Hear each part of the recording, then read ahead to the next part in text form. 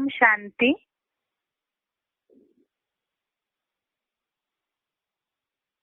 आज के गीता श्लोक क्लास में संडे को जो टेस्ट हुई है श्लोक की, उसके जवाब देखेंगे। पहला प्रश्न है, निम्नलिखित प्रश्नों के उत्तर के लिए सही विकल्प बताएं।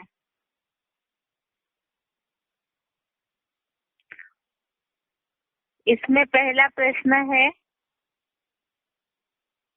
अर्जुन युद्ध से अलग होने के लिए सोच रहा है। कारण, अर्जुन युद्ध से अलग होने के लिए सोच रहा है।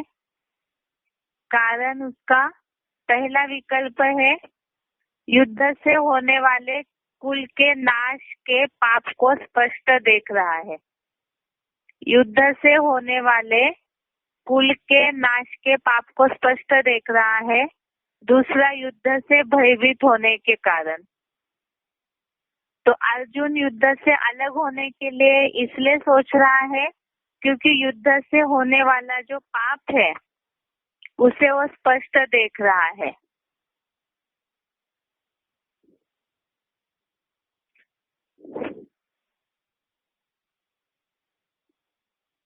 ये है पहले अध्याय का 39 श्लोक में जवाब। फर्स्ट अध्याय 39 नंबर श्लोक में ये जवाब आया हुआ है कि हम सब संसार में होने वाले महाभारी महाविनाश के पाप से, हे जनार्दन, हम सब अलग होने के लिए इस व्यर्थ के झगड़े पर क्यों न विचार करें, क्योंकि समूचे भारतवासी लोगों से जुड़े कुल के नाश से होने वाले ऐसे सन्नद्ध पाप को हम स्पष्ट देख रहे हैं। उसके बाद दूसरा प्रश्न है, वर्ण संकर प्रजा की उत्पत्ति का कारण। वर्ण संकर प्रजा की उत्पत्ति का कारण, पहला ऑप्शन है स्त्रियां दूषित होने के कारण। दूसरा ऑप्शन है अनेक वर्णों के कारण। तो इसका जवाब है, वर्ण संकर प्रजा की उत्पत्ति का कारण है स्त्रियों के दूषित होने से वर्ण संकर प्रजा उत्पन्न होती है। जिसके लिए हमने देखा है पहले अध्याय का 41वां श्लोक, अध्याय फर्स्ट श्लोक नंबर 41। इसमें अर्थ में ये बात आई है, अधर्मों के फैलने से कुल की सती साध्वी स्त्रियां प्रदूषित हो जाती है और भारतीय स्त्रियों के दूषित होने पर धर्म भ्रष्ट वंशी यूरोपवासी यादवों की पैदाइश से व्यभिचारी प्रजा उत्पन्न होती है। उसके बाद अगला प्रश्न है, वर्ण संकर प्रजा के उत्पत्ति के कारण कुल की रचना पर क्या प्रभाव पड़ता है। वर्ण संकर प्रजा के उत्पत्ति के कारण कुल की रचना पर क्या प्रभाव पड़ता है। इसका पहला ऑप्शन है वर्ण की बढ़ोतरी होती है। दूसरा ऑप्शन है कुल की धारणाएं नष्ट हो जाती है। इसका जवाब है, वर्ण संकर प्रजा की उत्पत्ति के कारण कुल की रचना पर यह प्रभाव पड़ता है कि कुल की धारणाएं नष्ट हो जाती है। वर्ण संकर प्रजा की उत्पत्ति के कारण कुल की धारणाएं नष्ट हो जाती है, जिसके लिए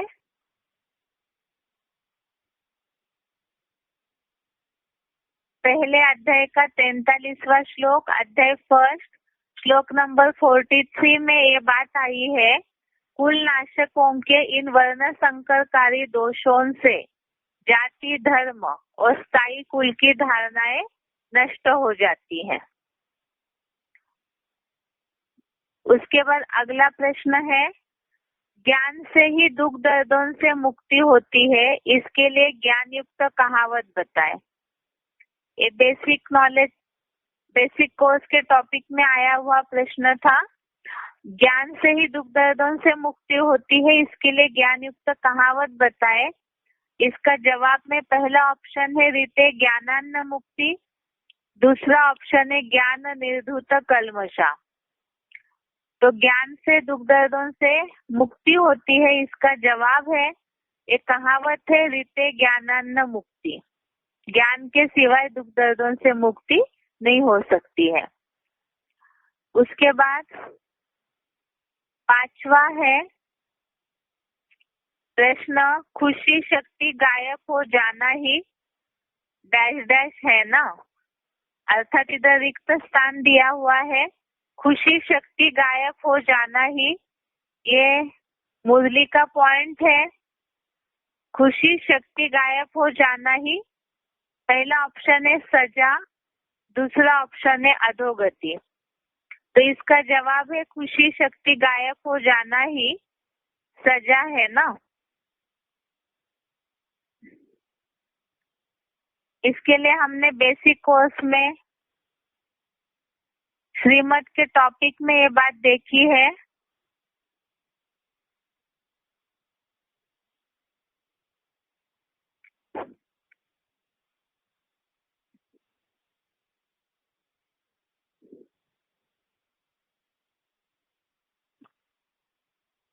आगे का प्रश्न है, ये मुरली के पॉइंट में ये बात आई है, अव्यक्तवाणी का पॉइंट है 3-5-77। पूरा पॉइंट नहीं बताएंगे, सच्ची गीता खंड से लिया हुआ पॉइंट है। इसमें ये बात आई है, श्रीमत में अगर मनमत मिक्स करते हो तो ऐसे मिक्स करने वालों को सजा मिलती है। सजा बाप नहीं देता, लेकिन स्वयं को सजा के भागी बना देते हैं। खुशी शक्ति गायब हो जाना ही सजा है ना। अव्यक्तवाणी डेट 3 मई 77। अगला प्रश्न है, अर्जुन ने सुना है नष्ट हुए कुलधर्मी मनुष्य कहाँ रहते हैं। इसके जवाब में ऑप्शन है नरक में निवास करते हैं, दूसरा ऑप्शन है नीचे लोक में निवास करते हैं। तो श्लोक में बात आई है नष्ट हुए कुलधर्मी मनुष्यों का नरक में निवास है, ऐसे हमने सुना है। ये श्लोक है पहले अध्याय का 44वां श्लोक, अध्याय 1, श्लोक नंबर 44। इसमें ये बात आई है नष्ट हुए कुलधर्मी मनुष्यों का अनिश्चित काल तक नरक में वास होता है, ऐसे हमने सुना है। अगला प्रश्न है, सनातन कुल की धारणाएं नष्ट होने से उसका परिणाम क्या होगा। सनातन कुल की धारणाएं नष्ट होने से उसका परिणाम क्या होगा। ऑप्शन है इसमें कुल को चारों ओर से हिंसा और व्यभिचार से दबा लेते हैं। दूसरा ऑप्शन है सनातन धर्म में कोई नहीं बचेगा।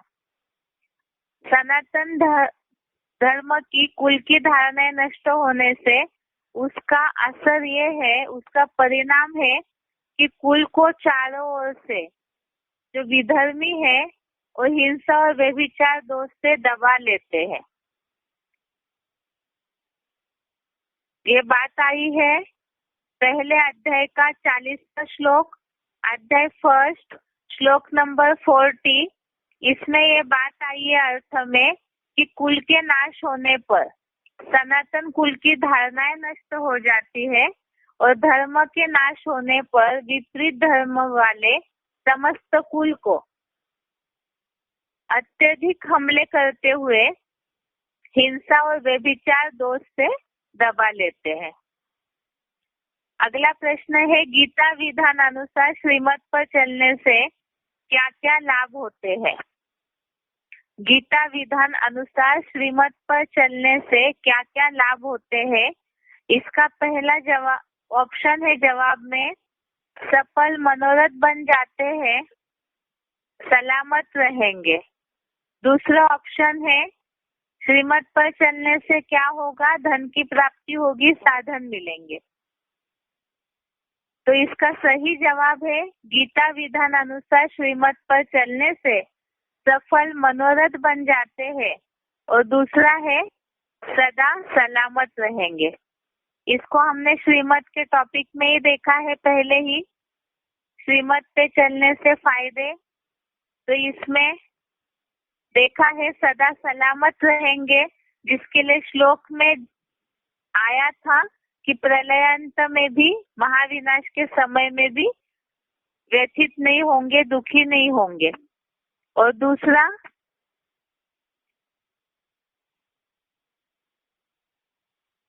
सारी मनोकामनाएं पूरी हो जाती है, उसके लिए जवाब श्लोक में आया था सफल मनोरथ बन जाते हैं। उसके बाद अगला प्रश्न है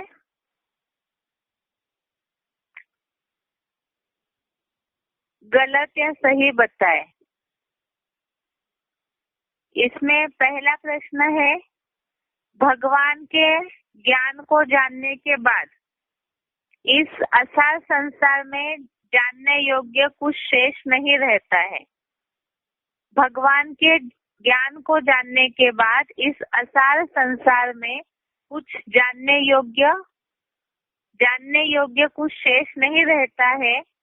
ये वाक्य सही है। बेसिक कोर्स के टॉपिक में ये बात आई थी, जिसमें हमने देखा है कि भगवान जो ज्ञान का सागर है, तो ऐसे ज्ञान का सागर का ज्ञान प्राप्त होने के बाद और कुछ भी इस संसार में जानने के लिए शेष नहीं रहता है, बाकी नहीं रहता है। 7वें अध्याय का दूसरा श्लोक, अध्याय 7 श्लोक नंबर 2, इसमें ये बात आई है ज्ञान को पूरी तरह से विस्तार से प्रश्नोत्तर पूर्वक बताऊंगा, जिसे जानकर स्वदर्शन चक्रधारी बने तेरे लिए अर्थात अर्जुन के लिए पुनः इस असार बने संसार में, अर्थात जिस संसार में कोई सार नहीं है, ऐसे संसार में अन्य वेद शास्त्र आदि जानने योग्य कुछ भी बाकी नहीं बचेगा।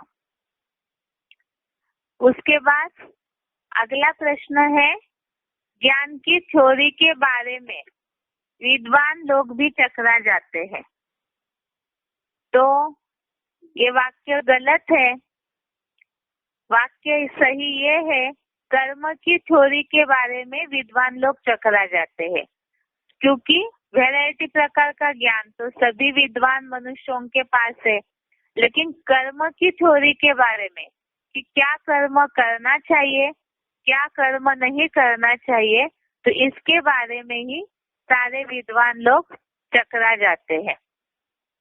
जिसके लिए उनके टॉपिक में इस बात को देखा था कि कर्म को जानना चाहिए, अकर्म को भी जानना चाहिए।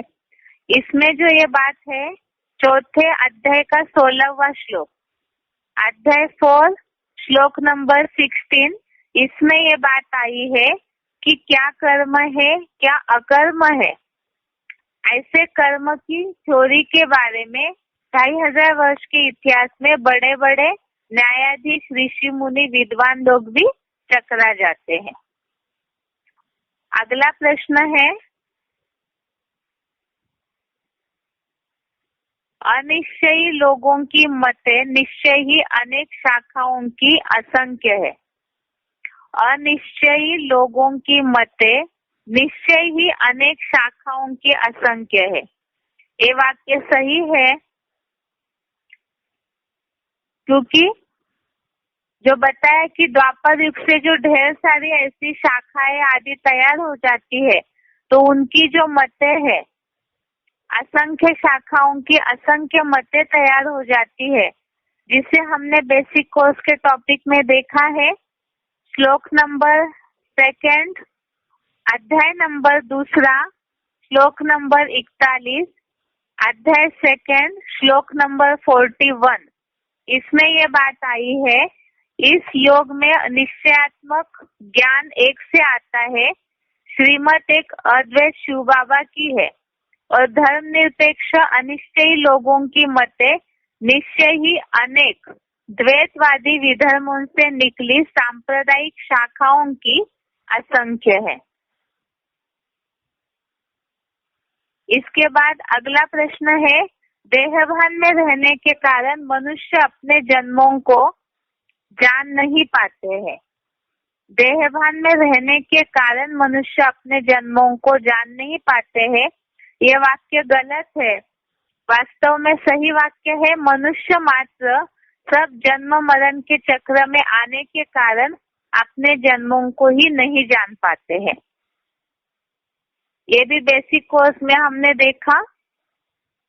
चौथे अध्याय का जो श्लोक है जिसमें बताया है कि मनुष्य मात्र जो है भगवान एक ही है जो सभी के जन्मों को जानते हैं। चौथे अध्याय का 5वां श्लोक, अध्याय 4 श्लोक नंबर 5, इसमें ये बात आई है कि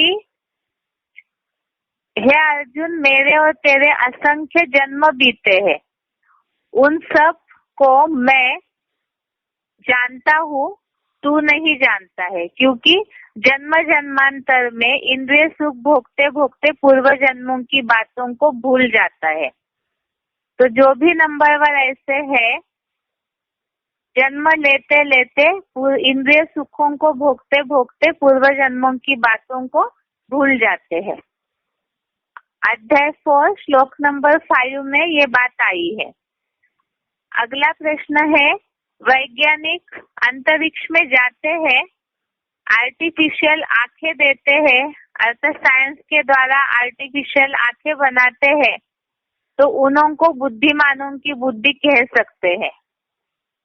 माना जहाँ सामान्य मनुष्य नहीं जा पाते, लेकिन वैज्ञानिक अपनी बुद्धि के द्वारा अंतरिक्ष में जाते हैं, बहुत सारी ऐसी आर्टिफिशियल चीजें बना देते हैं, तो उन्हें बुद्धिमानों की बुद्धि कह सकते हैं। ये वाक्य गलत है।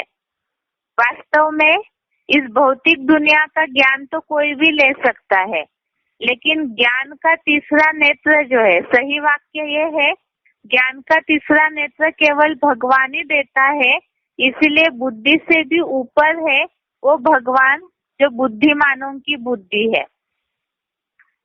इसलिए क्योंकि भौतिक दुनिया का नॉलेज तो सभी नंबरवार दे सकते हैं, लेकिन तीनों कालों का, तीनों लोकों का ज्ञान, मनुष्य जन्मों का जो ज्ञान है वो कोई भी नहीं दे सकता है।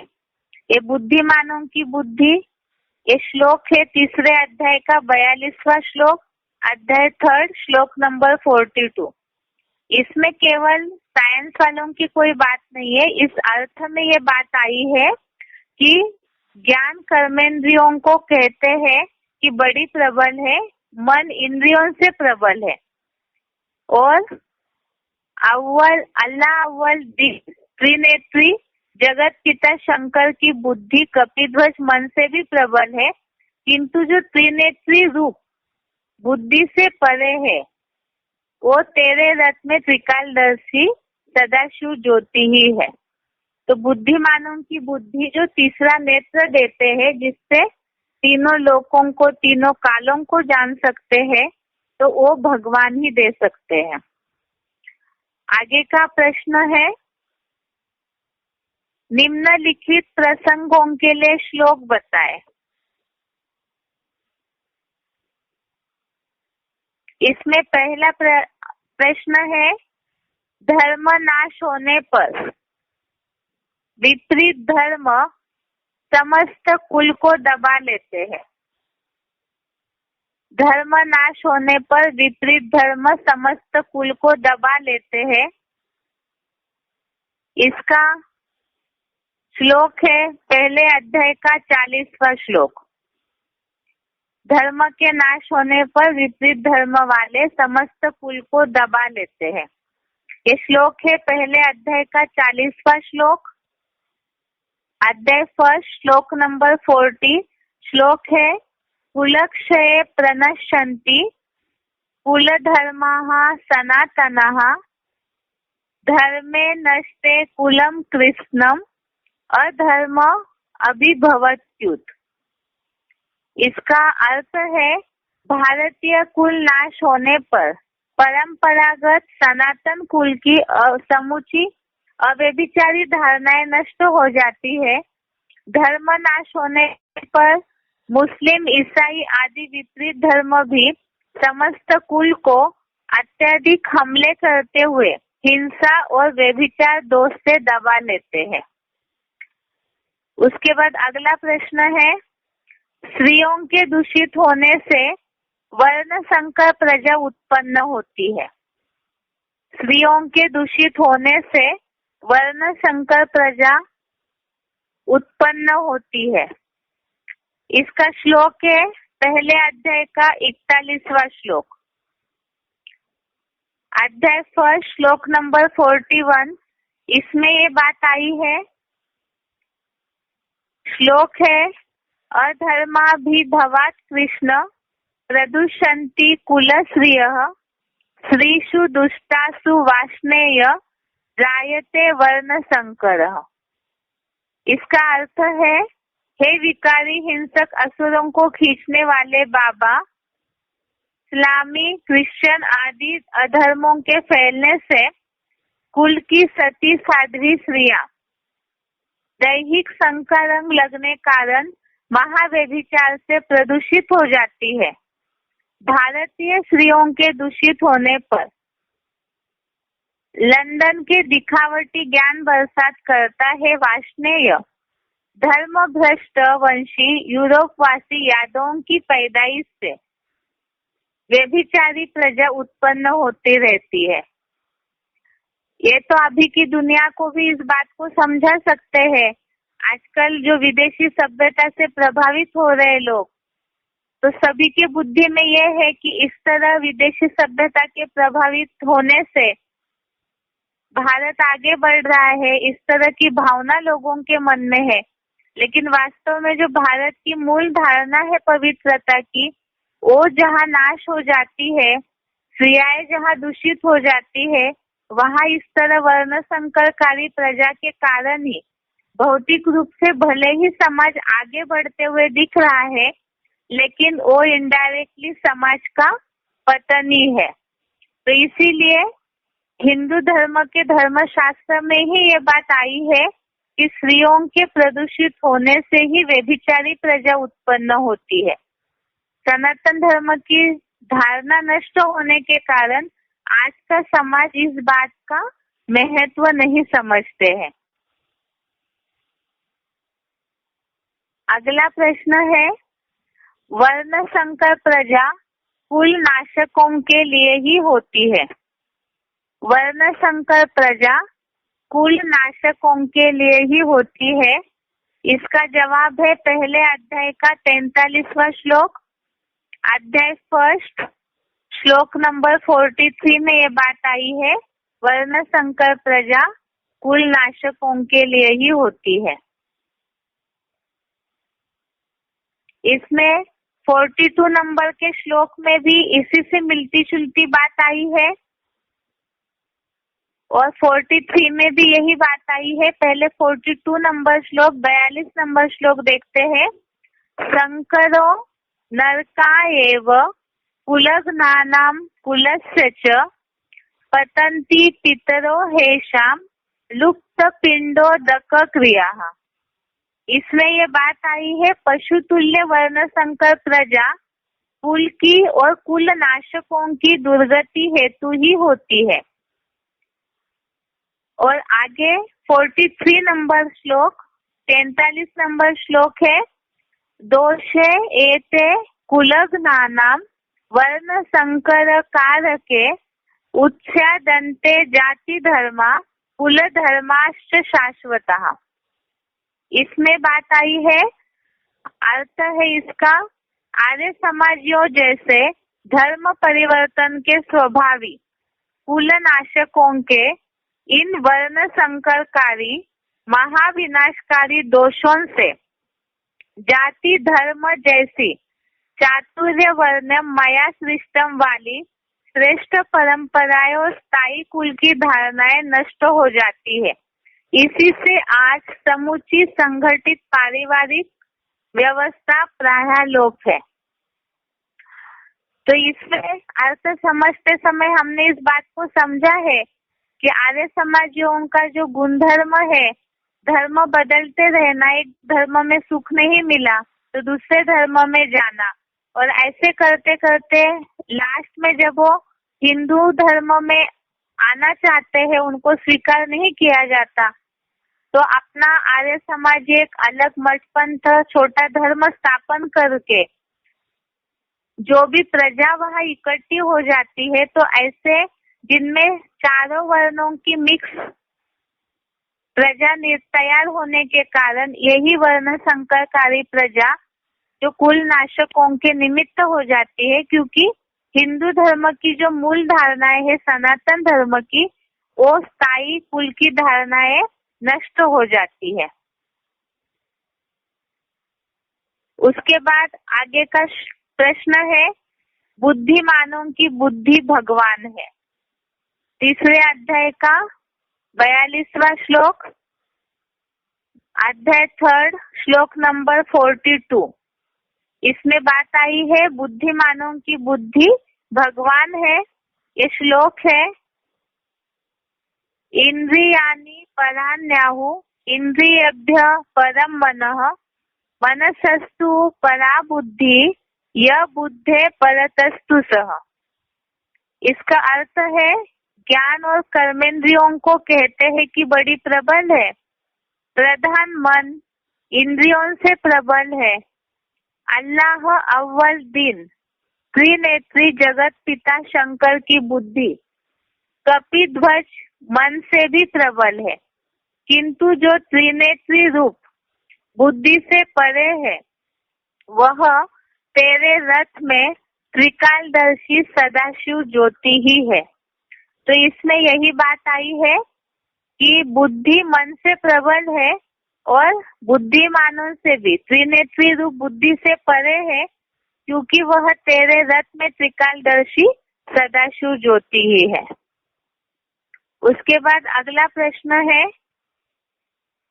श्रीमत से लाभ अर्थात श्रीमत पर चलने से लाभ और न चलने से नुकसान होता है, या भगवान ज्ञान दाता है, इसे लागू होने वाला कोई भी एक श्लोक बताए। अभी सबसे पहले देखते हैं श्रीमत पे चलने से लाभ अर्थात श्रीमत पे चलने से क्या फायदा है, उस पर लागू होने वाले श्लोक।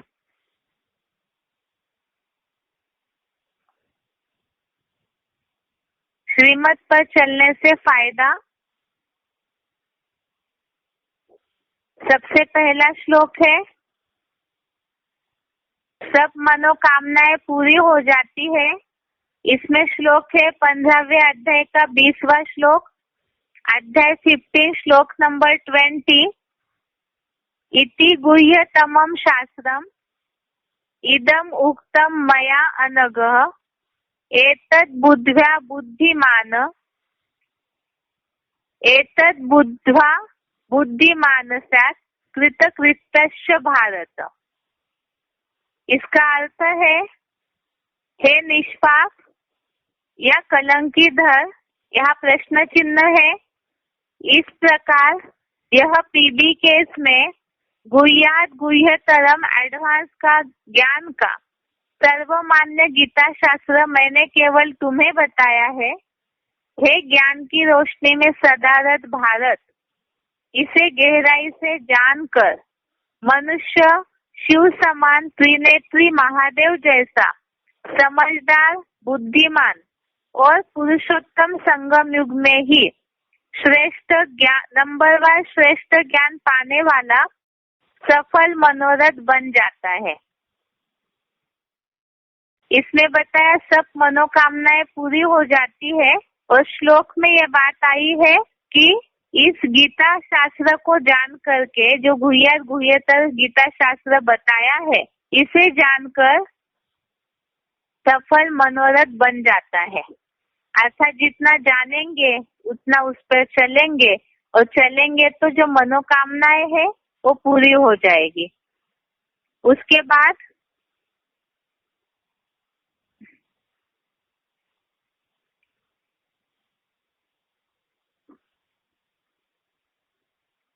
दूसरा है,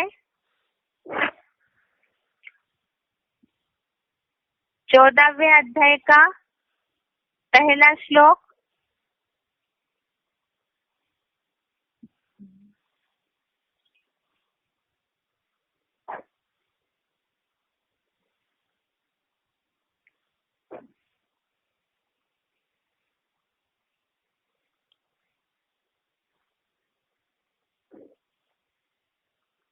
चौदहवें अध्याय का दूसरा श्लोक, अध्याय 14, श्लोक नंबर 2। इसमें ये बात आई है, दूसरा श्रीमत का लाभ है सदा सलामत रहेंगे। इसमें श्लोक में बात आई है कि प्रलयांत अर्थात महाविनाश में भी व्यथित नहीं होते हैं। श्रीमत का दूसरा लाभ है, इसका श्लोक है, इदम ज्ञानम उपाश्रित्य मम सार्धम्य आगताः सर्गे अपि न उपजायन्ते प्रलये न व्यथन्ति च। अर्थ है, इस ज्ञान का आश्रय लेकर मेरे समान निर्विकारी निरहंकारी परम ब्रह्म के गुणधर्म को प्राप्त हुए सत त्रेता के स्वर्ग में जाते हैं, इस दुखी संसार में उत्पन्न नहीं होते और प्रलयान महाविनाश में भी व्यथित नहीं होते, प्रायः जन्मों में सुखी रहते हैं। तो प्रलयांत में महाविनाश में व्यथित या दुखी नहीं होते हैं, इसी के लिए ही गीता का दूसरे अध्याय 9वें अध्याय का 22वां श्लोक है, अध्याय 9 में 22वां श्लोक 22 श्लोक। इसमें ये बात आई है, योगक्षेमम वहाम्यहम्। उसके बाद अगला है श्रीमत का लाभ, 9वें अध्याय का पहला श्लोक, अध्याय 9 श्लोक नंबर 1। श्री भगवान उवाच, इदं तूते गुह्यतमं प्रवक्ष्यामि अनसूयवे ज्ञानं विज्ञान सहितं यद् ज्ञात्वा मोक्षसे अशुभात्।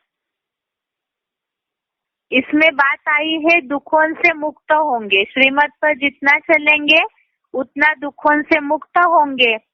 इसमें अर्थ आया है, दैवी गुणों में दोष न देखने वाले तुझको योग रूपी विशेष ज्ञान विज्ञान सहित वीके के बेसिक ज्ञान से भी अत्यंत गुप्त इस एडवांस गीता ज्ञान को बताऊंगा, जिसे जानकर पाप या दुख से 2500 वर्ष के स्वर्ग में मुक्त हो जाएगा, अर्थात स्वर्ग में दुखी नहीं रहते हैं।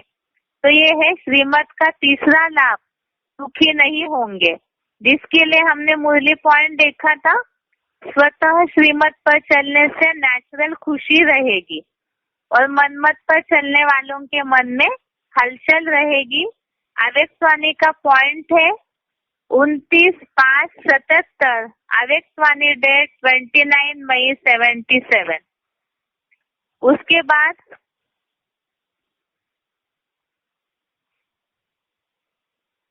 अगला है,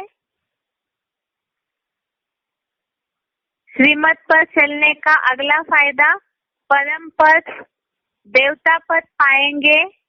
14वें अध्याय का पहला श्लोक, अध्याय 14 श्लोक नंबर 1। ये तो श्रीमत रूपी रास्ते पर चलने का हमारा मुख्य लक्ष्य है, देवत्व पद की प्राप्ति। श्लोक है, श्री भगवान उवाच, परम भूय प्रवक्ष्यामि ज्ञानानां ज्ञानम उत्तमम यद् ज्ञात्वा मुनय सर्वे पराम सिद्धिम इतः गतः।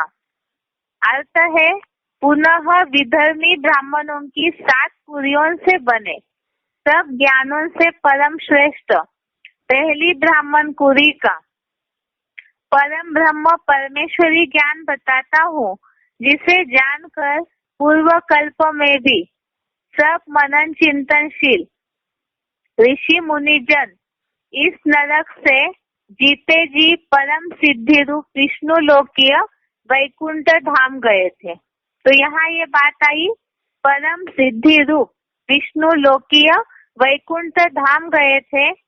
और श्रीमत का ये चौथा फायदा है, श्रीमत पर चलने का, परम पद देवता पद पाएंगे, जिसके लिए मुरली में ये बात आई है, मुरली की तारीख है 7/4/73। मुरली डेट 7 अप्रैल 73।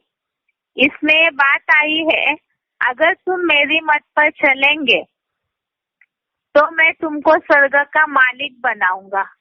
तो यहाँ ये स्वर्ग का मालिक बनाऊंगा, इस पे अंडरलाइन है। दूसरा पॉइंट है 28/8/73, 28 अगस्त 73।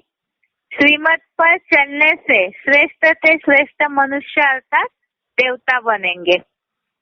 अभी आगे देखते हैं, श्रीमत पर न चलने से क्या नुकसान होता है, श्रीमत पर न चलने से क्या हानि होती है। इसमें पहली बात है, न सिद्धि, न सुख, न परम गति प्राप्त होगी। श्लोक है 16वें अध्याय का 23वां श्लोक, अध्याय 16, श्लोक नंबर 23। श्लोक है, यह शास्त्र विधिम उत्सृज्य वर्तते कामकारतः न स सिद्धिम अवाप्नोति न सुखम न पराम गतिम। अध्याय 16 श्लोक नंबर 23। इसका अर्थ है, श्रीमत पर न चलने से हानि या नुकसान, जो गीता विधान को छोड़ मनमत या कोई भी मानव मत प्रमाण चलता है, वह न सिद्धि को, न सुख को, न कलातीत वैकुंठ की विष्णु लोकीय परम गति को पाता है। इसके लिए अभी अभी हमने मुरली पॉइंट का एक वाक्य देखा था प्रश्न में, खुशी झकती गायब हो जाना ही सजा है। दूसरा, श्रीमत पे न चलने से नुकसान सर्वथा नष्ट होंगे। इसका श्लोक है 18वें अध्याय का 58वां श्लोक, अध्याय 18, श्लोक नंबर 58। मत चित्तः सर्व दुर्गानि मत प्रसादात् तरिष्यसि अथ चेत्त्वम् अहंकारात् न श्रोष्यसि विनश्यसि। अर्थात मेरी प्रसन्नता से तन मन धनादि के सब विघ्न रूप दुर्गों रुकावटों को पार करेगा, और यदि मेरे बिंदु रूप में हठपूर्वक जबरियन चित्त मग्न हुआ तू अहंकार के कारण मेरी श्रेष्ठ मत भरी बातें नहीं सुनेगा, तो तेरा विश्वनाथ का ऊंचा पद सर्वतः नष्ट हो जाएगा। तो इस तरह से ये हमने देखा, श्रीमत पे न चलने से क्या क्या नुकसान होता है। उसके बाद और इसी प्रश्न में और एक भी प्रश्न है, भगवान ज्ञान दाता है, इसे लागू होने वाले श्लोक बताए। भगवान ज्ञान दाता है, इसे लागू होने वाले श्लोक बताए।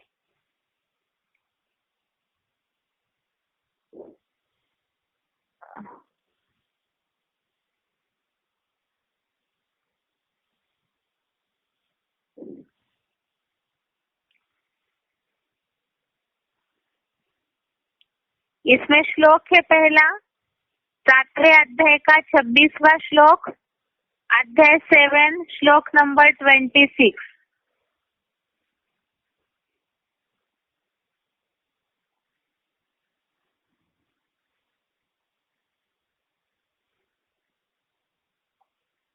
इसमें श्लोक है,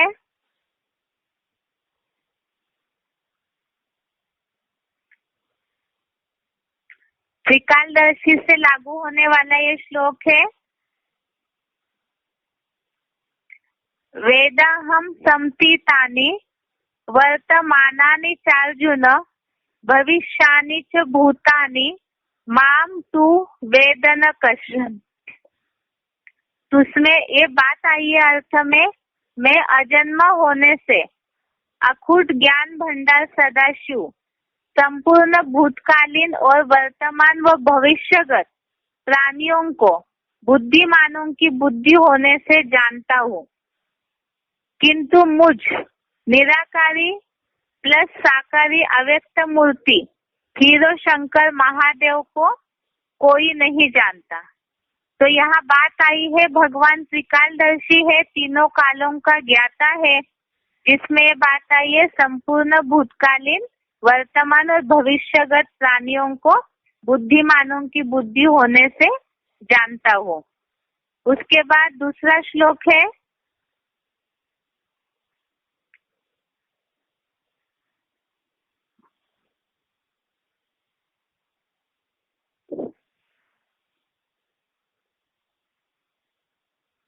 सातवें अध्याय का दूसरा श्लोक, अध्याय 7, श्लोक नंबर 2। इसमें बात आई है, ज्ञानम ते अहम स विज्ञानम इदम वक्ष्यामि अशेषतः यद ज्ञात्वा न इह भूयः अन्यत् ज्ञातव्यम अवशिष्यते। इसमें ये बात आई है कि मैं तुझे विशेष योग सहित इस सच्ची गीता एडवांस ज्ञान को पूरी तरह विस्तार से प्रश्नोत्तर पूर्वक बताऊंगा, जिसे जानकर स्वदर्शन चक्रधारी बने तेरे लिए पुनः इस असार बने संसार में अन्य वेद शास्त्र आदि जानने योग्य कुछ भी बाकी नहीं बचेगा। तो भगवान जो है वो ज्ञान का सागर है, उसका जल मिलने के बाद और कुछ भी जानने योग्य शेष नहीं बचता है।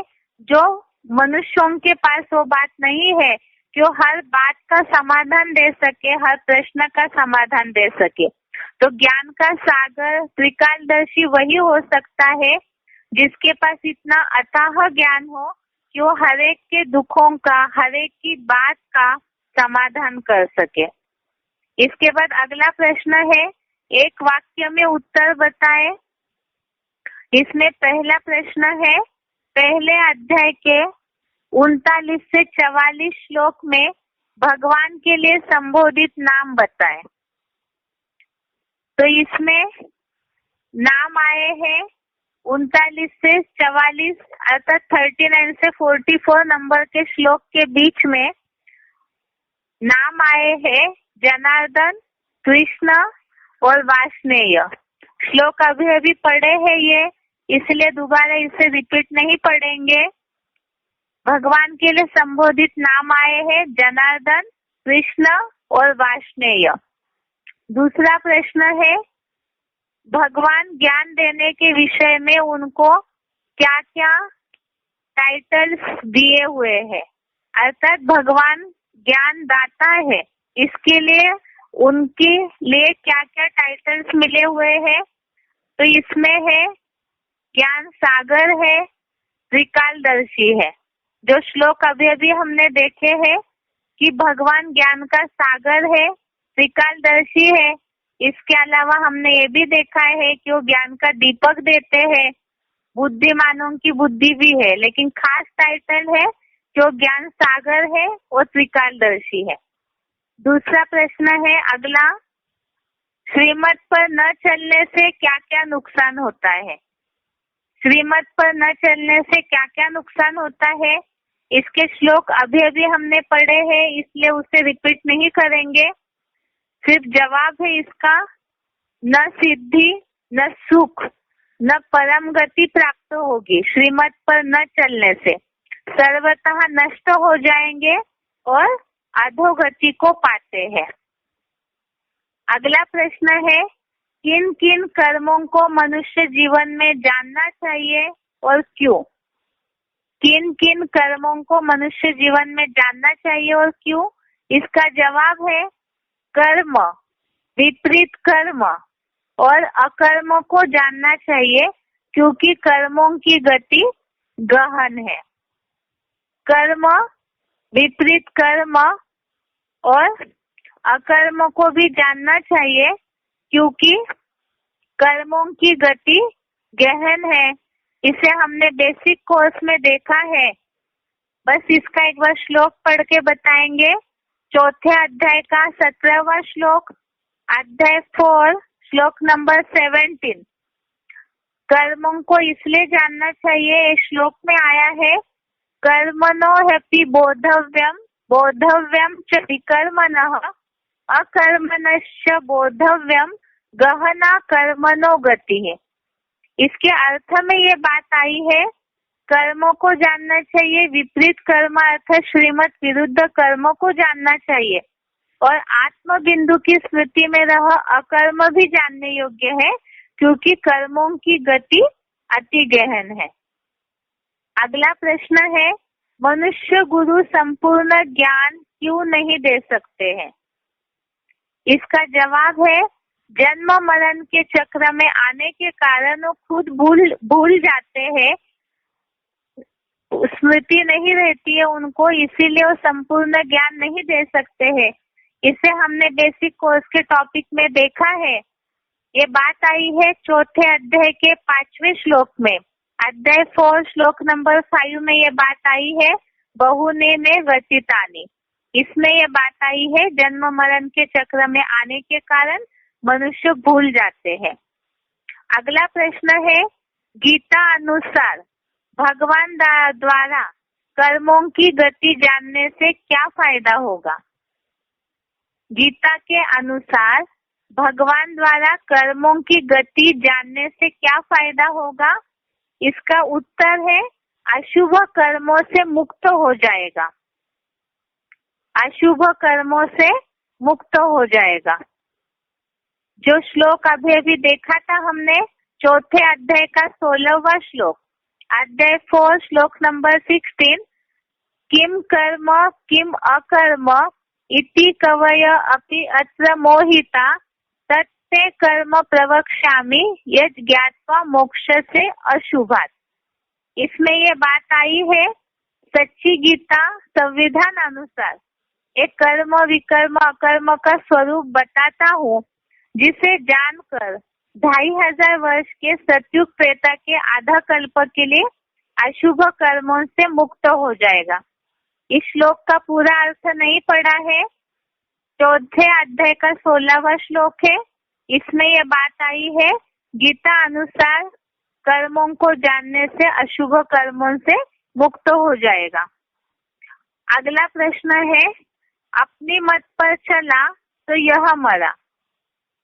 अपनी मत पर चला तो यह मरा, श्रीमत पर चलने से नुकसान, इसके लिए श्लोक में क्या शब्द आया है? इसके लिए अपनी मत पर चला तो यह मरा, इसके लिए श्लोक आया है, श्लोक में शब्द आया है सर्वथा नष्ट हो जाएगा। इसमें श्रीमत पे न चलने से हानि, इसमें ये बात आई है कि सर्वतः नष्ट हो जाएगा। 18वें अध्याय का 58वां श्लोक, अध्याय 18 श्लोक नंबर 58, इसके श्लोक में ये बात आई है, श्रीमत पर न चलने से सर्वथा नष्ट होंगे। अगला प्रश्न है, भगवान ने अर्जुन को बोला, गीता ज्ञान तुझे बताया है, तू जैसे चाहे वैसे कर, इसके लिए कहावत बताए। तो इसके लिए कहावत है, मुट्ठी में है तकदीर तुम्हारी। जो इसमें बात आई है, श्रीमत पे न चलने से लाभ और हानि हमने देखी, अर्थात पूरी गीता में भगवान ने अर्जुन को जीवन के सारे रहस्य बताए हैं। उसके बाद लास्ट 18वें अध्याय में ये बात बताई है। इसमें श्लोक आया है, मुट्ठी में है तकदीर तुम्हारी, इससे ही टैली होने वाला श्लोक है। 18वें अध्याय का 63वां श्लोक, अध्याय 18 श्लोक नंबर 63, इति ते ज्ञानम आख्यातम गुह्यात् गुह्यतरम मया विमृश्य एतत् अशेषेण यथा इच्छसि तथा कुरु। इसके अर्थ में यह बात आई है, ऐसे ब्रह्मा के गुप्त बेसिक ज्ञान से भी गुप्ततर परम ब्रह्मा का एडवांस गीता ज्ञान मैंने तुझे कहा है, इस पर पूरी तरह परिप्रश्न ने सेवया अध्ययन रत हुआ विचार कर, जैसा दिल में चाहे वैसा कर, क्योंकि आत्मा अपना बंधु और शत्रु स्वयं है। तो इसमें ये बात आई है, मुट्ठी में है तकदीर तुम्हारी। अगला प्रश्न है, श्रीमत पर चलने से श्रेष्ठ से श्रेष्ठ मनुष्य अर्थात देवता बनेंगे, इसके लिए श्लोक में क्या शब्द आया है? श्रीमत पर चलने से श्रेष्ठ से श्रेष्ठ मनुष्य अर्थात देवता बनेंगे। इसके लिए श्लोक में आया है, परम श्रेष्ठ ज्ञान को जानकर मुनिजन परम सिद्धि रूप वैकुंठ धाम गए थे। परम श्रेष्ठ ज्ञान को जानकर मुनिजन वैकुंठ धाम गए थे, जिसे हमने श्रीमत का जो लाभ है इसमें देखा है। 14वें अध्याय का पहला श्लोक, अध्याय 14 श्लोक नंबर 1, इसमें ये बात आई है कि श्रीमत पर चलने से श्रेष्ठ मनुष्य अर्थात देवता बनते हैं। अर्थात जो मुनिजन है, विचार सागर मंथन करने वाले, वो जीते जी वैकुंठ धाम गए थे। लास्ट प्रश्न है आज का, ज्ञान अर्थात सच्चाई एक से आती है, इसे गीता द्वारा कैसे सिद्ध करेंगे? ज्ञान अर्थात सच्चाई एक से आती है, इसे गीता द्वारा कैसे सिद्ध करेंगे? तो इसका श्लोक है 2 अध्याय का 41वां श्लोक, अध्याय 2 श्लोक नंबर 41। जो हमने देखा है कि भगवान के अलावा कोई भी ज्ञान नहीं दे सकता है, जिसके लिए हमने देखा कि और मनुष्य गुरुओं का ज्ञान जो है वो खूटने वाला है, सारे प्रश्नों का समाधान नहीं दे सकते हैं। तो इसी से रिलेटेड ये बात है, निश्चयात्मक मत एक से आती है, ज्ञान एक से आता है, क्योंकि वो सत्यम शिवम सुंदरम है। श्लोक है 2 अध्याय का 41, व्यवसायात्मिका बुद्धि एकेह कुरु नंदन बहुशाखा हनंताश्च बुद्धयो व्यवसायिनाम।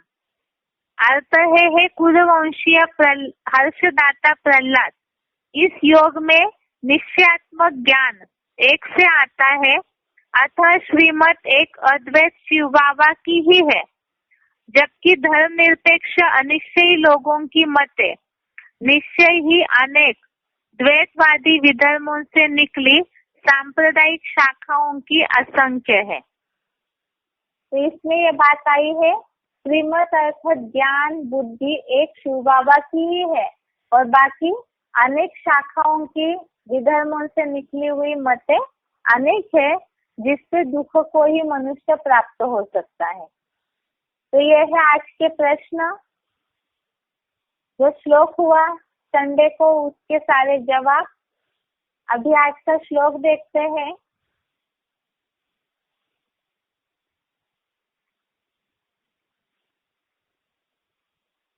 आज का श्लोक है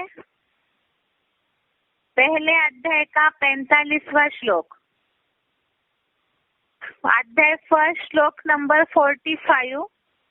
श्लोक है, अहो बत महत पापम कर्तुम व्यवसिता वयम यत् राज्य सुख लोभेन हंतुम स्वजनम उद्यता।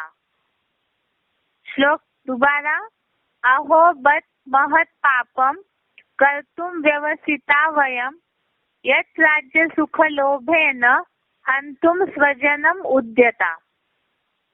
इसका संधि विच्छेद है, अहो बत महत पापम कर्तुम व्यवसिता वयम यत् राज्य सुख लोभेन हंतुम स्वजनम उद्यता। संधि विच्छेद दोबारा, अहो बत महत पापम कर्तुम व्यवसिता वयम यत् राज्य सुख लोभेन हंतुम स्वजनम उद्यता।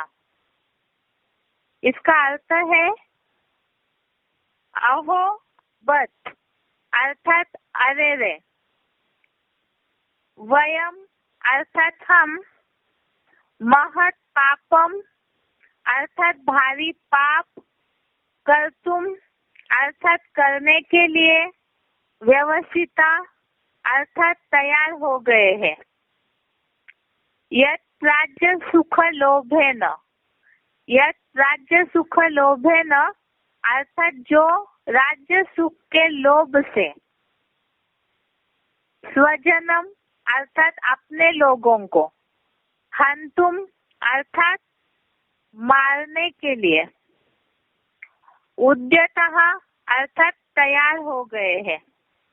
अर्थ दोबारा देखिए, अहोबत अर्थात अरे रे, वयम अर्थात हम, महत पापम अर्थात भारी पाप, कर्तुम अर्थात करने के लिए, व्यवसितः अर्थात तैयार हो गए हैं, यत् राज्य सुख लोभेन अर्थात जो राज्य सुख के लोभ से, स्वजनम अर्थात अपने लोगों को, हंतुम अर्थात मारने के लिए, उद्यतः अर्थात तैयार हो गए हैं।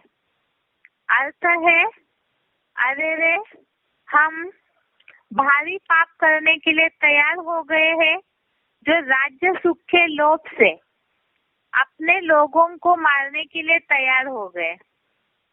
तो ये तो बताया कि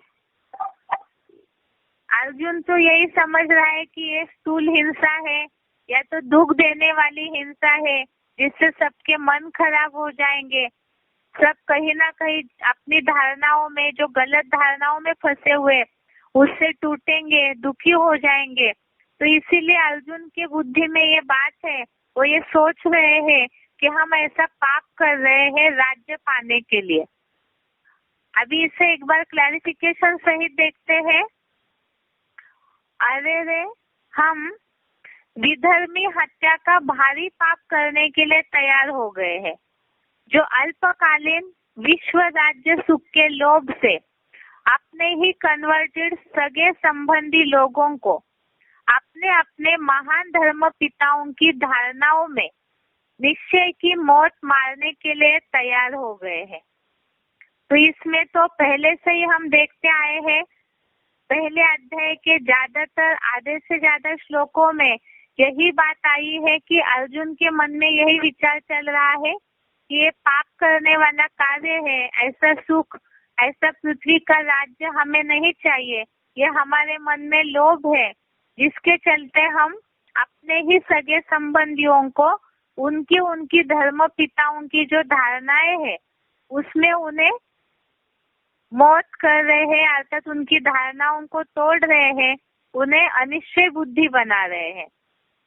तो ये बात यहाँ अर्जुन ने बताई है कि जो कन्वर्टेड सगे संबंधी लोग, अर्थात सतयुग त्रेता युग में तो सभी एक वसुदैव कुटुंबकम में थे, लेकिन द्वापर कलयुग में जब अनेक धर्मों की धारणाएं स्थापन हुई, तो वहाँ अपनी आत्मा की कमजोरी के कारण जो भी अलग अलग धर्मों में कन्वर्ट होकर यादव बनते हैं, कौरव बनते हैं, और जो यहाँ अपनी उन गलत व्यभिचारी धारणाओं के कारण भारत को अशांत दुखी कर चुके हैं, तो ऐसे संबंधियों को उनकी धारणाओं में मारने के लिए अर्जुन तैयार नहीं है।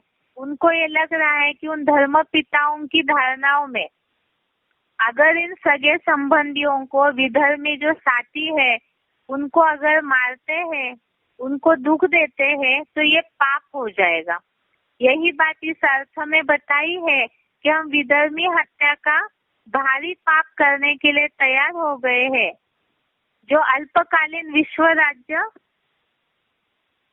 सुख के लोभ से अपने ही कन्वर्टेड सगे संबंधी लोगों को अपने अपने महान धर्म पिताओं की धारणाओं में निश्चय की मौत मारने के लिए तैयार हो गए हैं। एक बार इस श्लोक का उच्चारण सुनते हैं।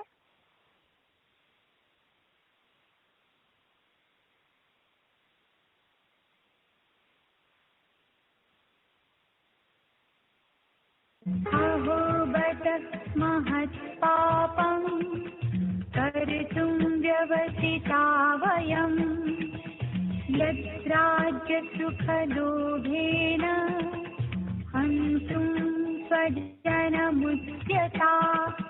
अरे रे, हम विधर्मी हत्या का भारी पाप करने के लिए तैयार हो गए हैं, जो अल्पकालीन विश्व राज्य सुख के लोभ से अपने ही कन्वर्टेड सगे संबंधी जनों को अपने अपने श्रद्धेय गुरुजनों में धर्म की धारणाओं में अनिश्चय की मौत मारने के लिए तैयार हो गए हैं। अहो बत महत्पापं कर्तुं व्यवसिता वयं यत् राज्यसुखलोभेन हन्तुं स्वजनमुच्यता। अरे रे, हम विधर्मी हत्या का भारी पाप करने के लिए तैयार हो गए हैं, जो अल्पकालीन विश्व राज्य सुख के लोभ से अपने ही कन्वर्टेड सगे संबंधी जनों को अपने अपने श्रद्धेय गुरुजनों में धर्म की धारणाओं में अनिश्चय की मौत मारने के लिए तैयार हो गए हैं। ये आज का श्लोक है। कल से हम बेसिक कोर्स के टॉपिक में देखेंगे संस्कार। अभी तक हमने मन बुद्धि क्या है, उसे कैसे ठीक करना है समझा है। कल देखेंगे संस्कार का टॉपिक। आज के लिए यहाँ तक ही। ओम शांति।